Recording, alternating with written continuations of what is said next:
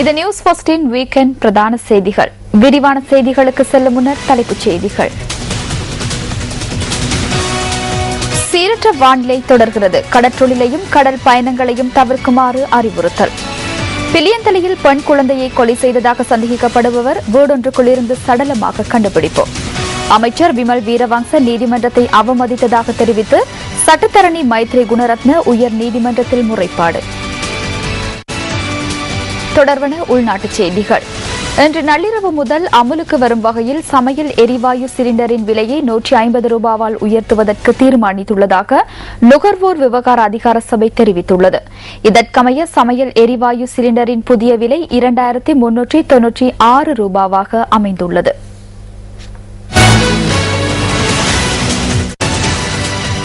கடவத்த சூரிகமவிலிருந்து கழனி கங்கைக்கு செல்லும் கால்வாயில் உள்ள அதிக அளவிலான மீன்கள் இறந்தமை தொடர்பிலான ஆய்வுகள் ஆரம்பிக்கப்பட்டுள்ளன. குறித்த கால்வாயில் உள்ள நீரை பயன்படுத்துவது தொடர்பில் அவதானத்துடன் இருக்குமாறு சுகாதார வைத்திய அதிகாரிகள் வேண்டுகோள் விடுக்கின்றனர்.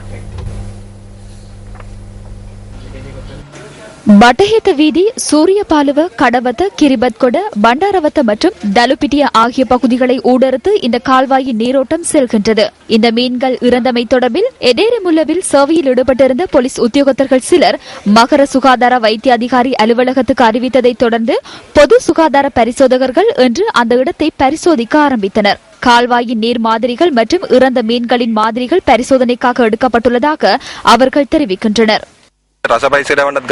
என்ன நடந்துள்ளது என்பதனை அறிந்து கொள்வதற்கு நீரின் மாதிரியினை பெற்றுக் கொண்டோம். இங்கு என்ன நேர்ந்துள்ளது என்பது தொடர்பில் எமக்கு சரியாக கூற முடியாதுள்ளது. இதேவேளை பட்டஹேன வீதியில் அமைந்துள்ள வடிகான் ஒன்றில் கொள்கலன் ஒன்றில் கொண்டுவரப்பட்ட பொருட்கள் கொட்டப்படுவதை தாம் அவதானித்ததாக பிரதேச மக்கள் குறிப்பிட்டனர். கொள்கலனிலிருந்து ஏதோ கொட்டை விட்டு சென்றனர். அதன் பின்னர் இந்த பிரதேசத்தில் இருக்க முடியாத அளவுக்கு ஒரு வகை தாக்கம் ஏற்பட்டிருந்தது. இந்த கால்வாயில் உள்ள நீரில் ஏதோ ஒரு ரசாயன பதார்த்தம் வியாபித்துள்ளதை காணக்கூடியதாக உள்ளதென எமது பிராந்திய செய்தியாளர் கூறினார். அத்துடன் நாரா நிறுவனமும் இந்த விடயம் தொடர்பிலான விசாரணைகளை ஆரம்பித்துள்ளது. இதேவேளை கிரிபத்கொடவில் இறந்த மீன்கள் மற்றும் நீரின் மாதிரிகளை கலனி பல்கலைக்கழகத்தின் விலங்கியல் பிரிவின் சிரேஷ்ட பேராசிரியர் உதய பிரியந்த ஏப்பா உள்ளிட்ட குழுவினர் ஒன்று திரட்டியுள்ளனர். மீன்களின் கண்கள் வெள்ளை நிறமாகியுள்ளன. நச்சுத்தன்மை அதிகமாக காணப்படும் போது இவ்வாறான நிலைமை ஏற்படும்.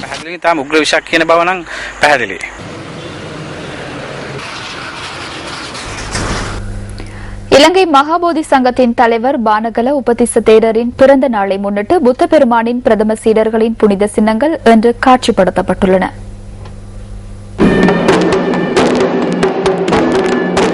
மருதானை மகாபோதி அக்ரஷாபக மகாவிகாரையில் புனித சின்னங்கள் காட்சிப்படுத்தப்பட்டுள்ளன. இலங்கை மகாபோதி சங்கத்தினரும் புனித சின்னங்களை வழிபட்டனர். கொழும்பு நகரத்தை පුංචි සිංහරාජ වනය තාමත්ම සුළු කාලයකදී ලස්සන පිළිබිඹක් බවට පත් කරලා கொழும்பு நகரில் சிறிய சிங்கராஜ வனம் ஒன்று இருந்தது. அதனை குறுகிய காலத்திற்குள் அழகிய புனித பூமியாக மாற்றினோம். இங்கு நிர்மாணிக்கப்பட்ட அழகிய பாலர் பாடசாலையை 1999 ஆண்டு ஜனவரி மாதம் 5ஆம் தேதி அப்போதைய கல்வி அமைச்சர் ஆரம்பித்து வைத்தார். சிறிது காலத்தின் பின்னர் சிறுச ஊடக வலையமைப்பிலிருந்து கிடைத்த அனுசரணையால் பிரபல பாலர் பாடசாலையாகவும் அதிக அளவிலான மாணவர்கள் கல்வி கற்கும் பாடசாலையாகவும் மாற்றமடைந்தது. இங்கு இந்த புனித சின்னங்கள் பிரதிஷ்டை செய்யப்பட்டுள்ளதை அநேக மாணவர்கள் அறிந்திருக்கவில்லை. கடந்த சில வருடங்களாக சிறுச ஊடக வலையமைப்பும் மகாராஜா நிறுவனமும் இலங்கையின் பல்வேறு பகுதிகளையும் சேர்ந்த லட்சக்கணக்கான மக்களுக்கு புனித சின்னங்களை வழிபடுவதற்கான சந்தர்ப்பத்தை ஏற்படுத்தி கொடுத்திருந்தன. 21ஆம் நூற்றாண்டில் கல்வியை மேம்படுத்தி சமூகத்தில் உயர்வு தாழ்வு என்ற வேறுபாடு நீக்குவது எமது பொறுப்பாகும்.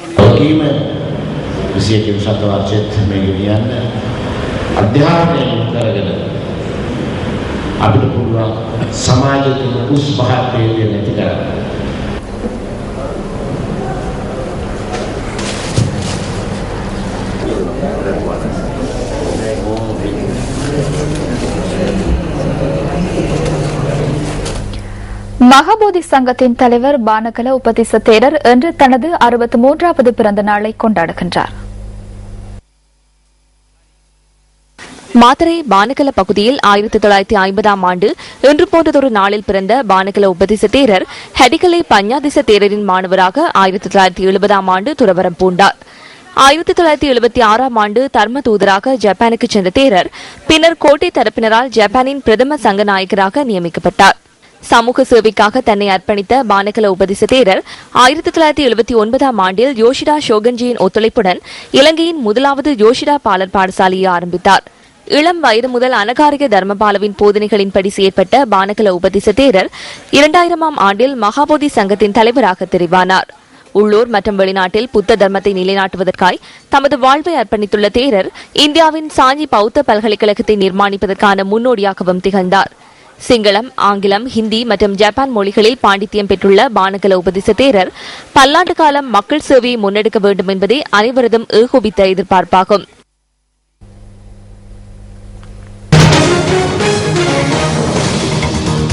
கிழக்கு மாகாணத்தில் நிலவும் மழையுடன் கூடிய வானிலையினால் தாழ்நில பகுதிகள் நீரில் மூழ்கியுள்ளதாக எமது பிராந்திய செய்தியாளர்கள் தெரிவிக்கின்றனர். மட்டக்களப்பில் ஏற்பட்டுள்ள வெள்ளத்தினால் பல தாழ்நில பகுதிகள் நீரில் மூழ்கியுள்ளன.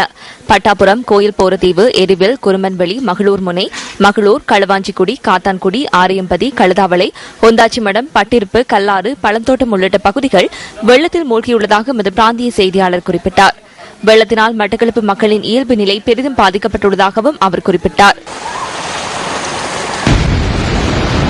ஏறாவூர் கடற்பகுதி இன்று இவ்வாறு காட்சியளித்தது.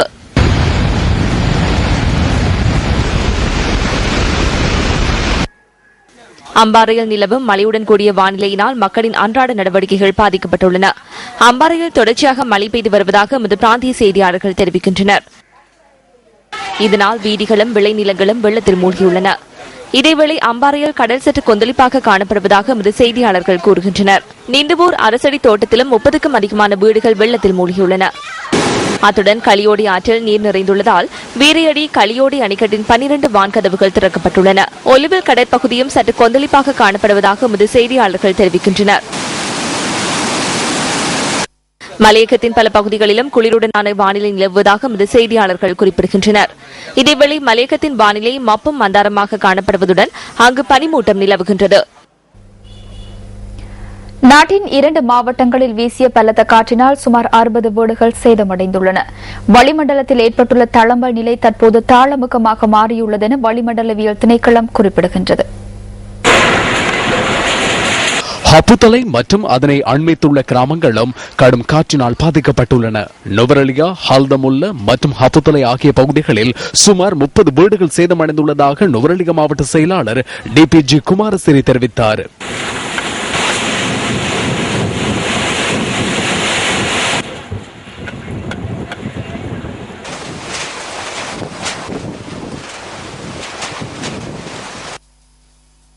கடந்த 2 தினங்களாக தோன்றியிருந்த வளிமண்டல நிலை குழப்பமானது தற்போது தாளமுக்க பகுதியாக மாறியுள்ளது.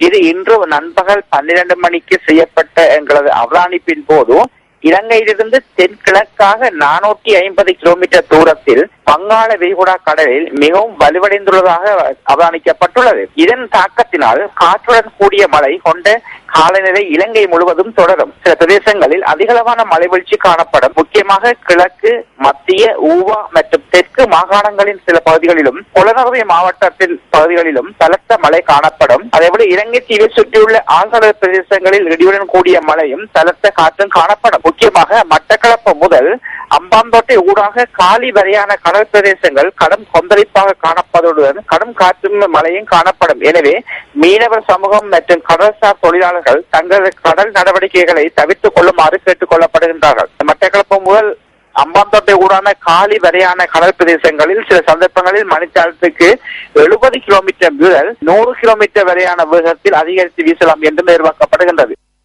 இதேவேளை புலனறுவை மாவட்டத்தின் சில பகுதிகளை ஊடறுத்து நேற்று மாலை வீசிய கடும் காற்றினால் சில வீடுகள் சேதமடைந்துள்ளன. சேதமடைந்த வீடுகளின் உரிமையாளர்களுக்கு நட்டுஈடு வழங்க நடவடிக்கை எடுத்துள்ளதாக புலனறுவை மாவட்ட செயலாளர் தெரிவித்தார். சுமார் 15 வீடுகளின் கூரைகள் அள்ளுண்டு சென்றுள்ளன. புலனறுவையில் வீசிய கடும் காற்றினால் 31 வீடுகள் சேதமடைந்துள்ளன. முழுமையாக சேதமடைந்த வீடுகளுக்கு 1 லட்சம் ரூபாவும் ஏனைய வீடுகளின் சேத விவரங்களை பெற்று அவற்றிற்கும் நட்டுஈட்டை வழங்குவதற்கும் நாம் எதிர்பார்த்துள்ளோம். பிபிலை கணுக்கொல்லோயா ஏக்கிரியகம் போல பதுலுகம ஆகிய பகுதிகளில் நேற்று மாலை மஞ்சள் மழை பெய்துள்ளதாக தெரிவிக்கப்படுகிறது.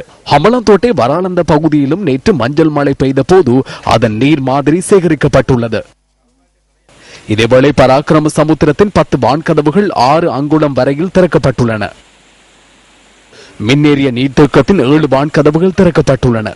மின்னேறிய நீர்த்தேக்கத்தில் இருந்து வெளியேறும் நீர் கவுடுள்ள நீர்த்தேக்கத்தை சென்றடைவதனால் அதன் 12 வான்கதவுகளையும் திறப்பதற்கு நீர்ப்பாசன பொறியியலாளர்கள் நடவடிக்கை எடுத்துள்ளனர். பிலியந்தலை பட்டுவந்தர பகுதியில் 1.5 வயது குழந்தையை கொலை செய்ததாக கூறப்படும் தந்தையின் சடலம் இன்று கண்டெடுக்கப்பட்டது. இந்த நபர் வீட்டுக்குள் தூக்கிட்டு தற்கொலை செய்து கொண்டிருக்கலாம் என போலீசார் சந்தேகிக்கின்றனர். காஹத்துடுவ பாலகம பகுதியில் உள்ள வீடொன்றில் இருந்து இந்த சடலம் கண்டெடுக்கப்பட்டுள்ளது. குறித்த நபரும் அவரது குடும்பத்தினரும் கடந்த டிசம்பர் 31ஆம் தேதி வரை இந்த வீட்டில் வசித்ததாக தெரிவிக்கப்படுகிறது. குறித்த நபர் முச்சக்கர வண்டியில் நேற்று வீட்டுக்கு வந்ததை அயலவர் ஒருவர் அவதானித்துள்ளார்.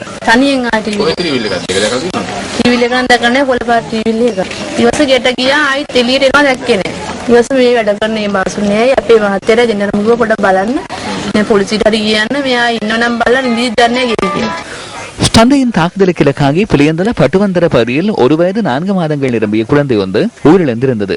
குறித்த நபர் சிறிது காலம் கடற்படையில் சேவையாற்றியிருந்ததுடன் அவரது 2வது தாரத்தின் குழந்தையை இவ்வாறு கொலை செய்யப்பட்டிருந்தது.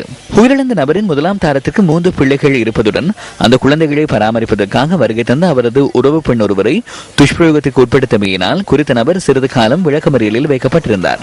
சந்தேக நபர் விளக்கமறியலில் இருந்த போதே குறித்த யுவதி இந்த குழந்தையை பிரசவித்துள்ளார். குறித்த நபர் 1வது மனைவியை விவாகரத்து செய்ததன் பின்னர் தான் துஷ்பிரயோகம் செய்த பெண்ணை சட்ட ரீதியாக பொறுப்பேற்று 3 மாதங்களுக்கு முன் இல்லறத்தை மீண்டும் ஆரம்பித்துள்ளார். இந்த நிலையில் முதல் மனைவி வெளிநாட்டுக்கு சென்றமையினால் இந்த குடும்பத்துடன் அவரது 3 பிள்ளைகளும் வசித்துள்ளனர்.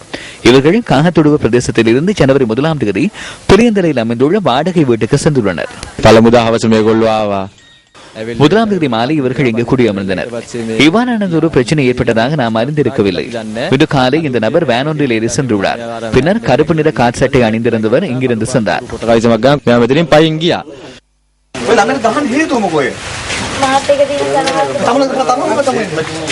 பெற்றோருடன் நாம் கதைப்பதில்லை. எனது பெற்றோர் அவரை துன்புறுத்துகின்றார்கள் என்பதால் பேசுவதில்லை. அவர் மேல் இருந்த அச்சத்தினால் அவர் உணவு ஊட்டினாலும் பிள்ளைகள் உண்பதில்லை. பிள்ளைகள் தவறு செய்யும் போது அவர் அடிப்பார். அதனால் பிள்ளைகள் அவரை நாடவில்லை. மனைவியுடன் ஏற்பட்ட தனிப்பட்ட தகராறினை அடுத்து இந்த தாக்குதல் இடம்பெற்றுள்ளதாக போலீசார் தெரிவிக்கின்றனர். தாக்குதலில் பலத்த காயமடைந்த குழந்தை பிலியந்தல மாவட்ட வைத்தியசாலையில் அனுமதிக்கப்பட்டதன் பின்னர் உயிரிழந்ததாக போலீசார் குறிப்பிடுகின்றனர். குழந்தையின் மரணம் தொடர்பான நீதவான் விசாரணைகள் இன்று மேற்கொள்ளப்பட்டதுடன் தற்கொலை செய்து கொண்டதாக தெரிவிக்கப்படும் தந்தையின் மரணம் தொடர்பான நீதவான் விசாரணைகளும் இன்று மாலை நடைபெற்றன.